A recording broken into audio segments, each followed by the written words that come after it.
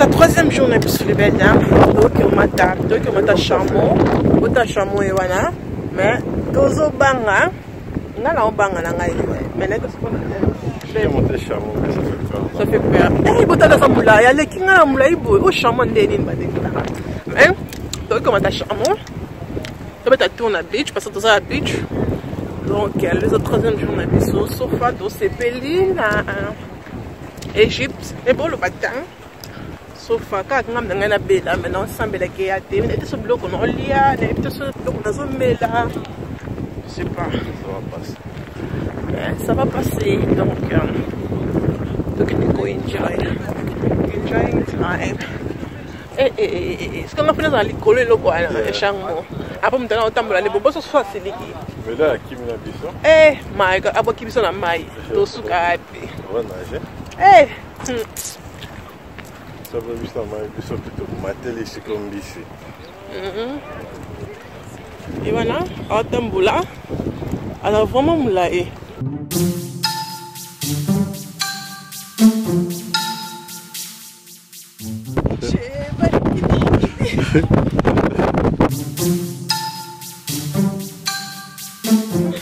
Donc il y a désert, donc on a besoin de mon dans la chambre, même si on a les boussons, on a banga makasi.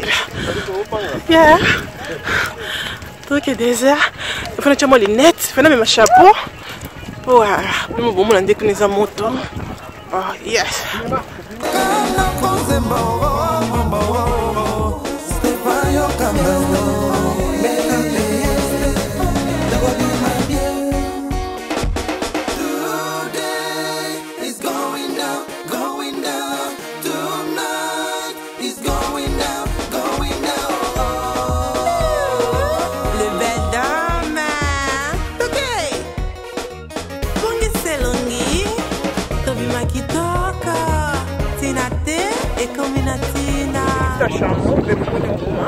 Je suis un Africain pour moi. Oscar, on est habitué.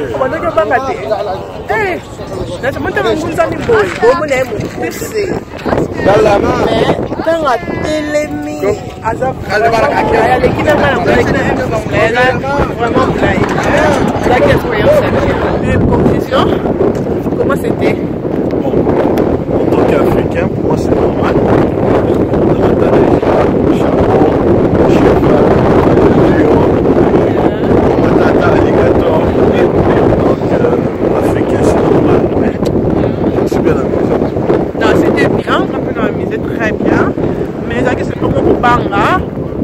Dans mon chameau, au téléma, quand il descend, oh my god, it's just so annoying, but it's a good experience. Et au ça là, après on a mis la télé, tout ça, mais là pendant on a simbié, fait un petit bisou. Ça fait mal aux hanches aussi. Hein? Ben oui, ça fait mal ici. Il faut écarter. Parce qu'il faut partir pour long time, pour 1 heure d'aller, 1 heure de retour. Donc c'est ça quoi. Mais c'était bien. On a fait de très belles photos. Ben oui.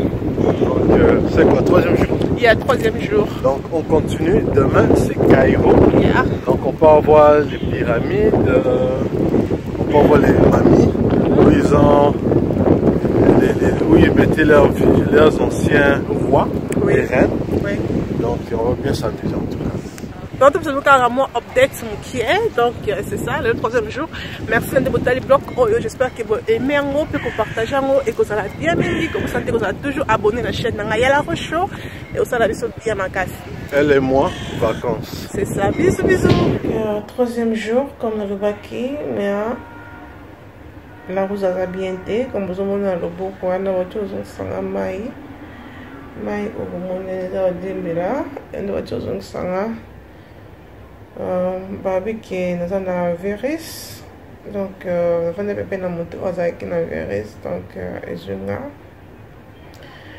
ça fait il y a banda yesterday avant-hier on a ko les caliboumou et ici c'est un makasi donc la meki comme la meki osaki makasi zonga la meki ça va swimming et tout mais c'est facile, donc on a décidé qu'on a tout un docteur et docteur a checké et vous faites ça bien, mais c'est quoi le nom? Le garçon. Gastro. Donc c'est que la gastro.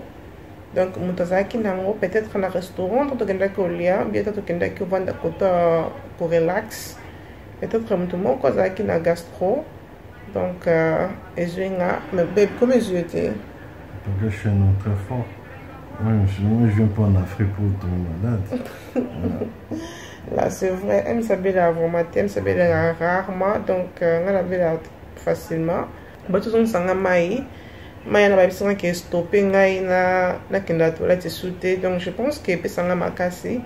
Babi qui est dans l'hôtel, ah ils ont presque 2 personnes, non si je me trompe pas.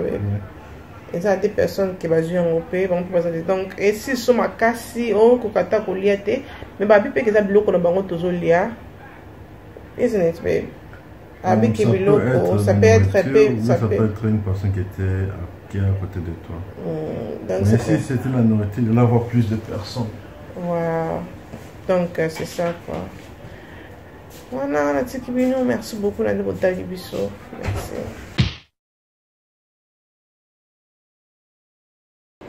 L'autre 5e jour en Égypte, le loto qui est des massages. Donc tout ça 16h juste. Donc massage pour un full body massage les lots pour 2 heures du temps. Donc dans le film on peut dire que les cas sofa tout se passe en Égypte et l'équipe bien, ils ont les cas bien. Donc dans la réception vous avez des ailes vraiment we going. Ça va être la ngana soni mais ce n'est comme au dîner parce que la messani on a d'autres qui n'ont filmé même nous ce qui massage de l'équipe commence, massage de l'équipe bien. Donc, il y a des Égyptiens qui ont massé bien, qui ont massé à peine dans le corps. Mais quoi? Donc, il y a la full body massage. J'espère qu'ils allaient bien. J'espère qu'ils ont bien. Donc, là, qui est trop la maille, c'est pas trop qu'elle est. Ils ont massé, mais quoi? Ma pété, ils ont massé, donc,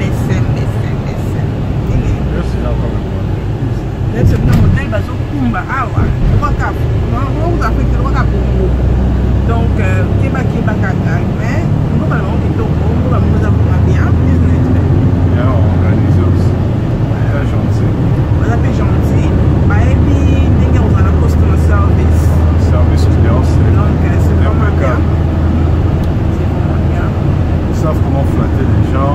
Pour une Makambo. Pour une Makambo, ouais, pour Ozonga. Ouais. Et leur souci, c'est que Ozonga, à chaque fois, tu retournes dans leur pays. Oui. C'est ça qui est bien. Attention aux générations, nous sommes il y a que Ozonga. C'est ça. Donc, on a filmé comme vous apprenez, parce que vous avez des années. On a dit que quoi. Donc, tout là.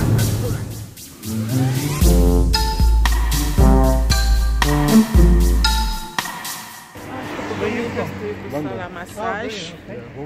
Comme parce que c'est ça massage donc quand on dit encore va oui c'est moi qu'on a voilà des bisouets na bisou mini bisouets na bisou comme vous donc Égypte c'est ça quand même bien de vous montrer la semaine ça va bien ah les places de ça la massage dans la cabine on déjà place de ça la massage et on va aller au Kenya pour loana.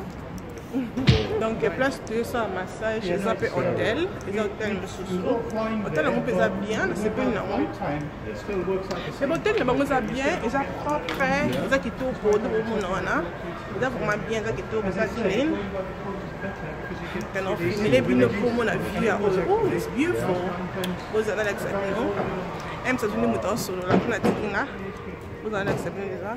Hello. That's the review of that. We really wanted to do karaoke yesterday. So today we can relax. It's beautiful, isn't it? Yeah. Is that honesty?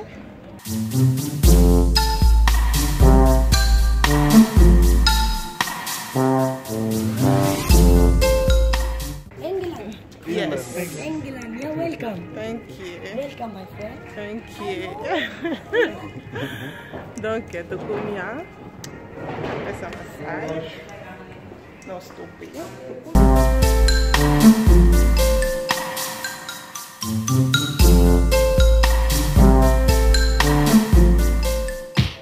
Je suis si que ça là. massage dans le biseau. Là qui vraiment massage nzoto mobimba. Mais c'était comment pour toi? C'est très bien, très bien. Yeah. Enjoy première fois. Oui. Très bonne expérience. Oui. Vraiment aimé. Et moi aussi première fois, et qui vraiment bien, expérience encore bien. Bon moi on a pensé que nzoto na bino mobimba. Bah relaxant, on a mis ça ma colotina motu. C'était vraiment très bien expérience wana. Mais baby cause un problème à mon corps. Vous avez passé ma balle là, j'ai balle là qui est là. Alors un problème à mon corps. Faut m'en mettre balle là ma confit tout. Vous moi mais il fait mal. Vous avez massé moi quand mais il fait pas comme ça. Mais alors on a sécurité femelle c'est sûr que femelle c'est surtout elle ba maillot de bain. Mais c'est bien sûr c'est normal, il fallait que tout le monde la blamba, c'était vraiment trop. Mais à part ça, c'était bien. Tu enjoy le massage là qui vraiment bien. Bon, on est là, te relaxer. C'était vraiment une expérience vraiment bien. Donc, est-ce que tu as zone là? Est-ce que tu as zone dans l'hôtel? C'était bien. Tu as zone dans biso. Peut-être au moins J. On met là. Et puis on l'a là pendant les lots. Le souki pendant les lots de souki. Donc voilà.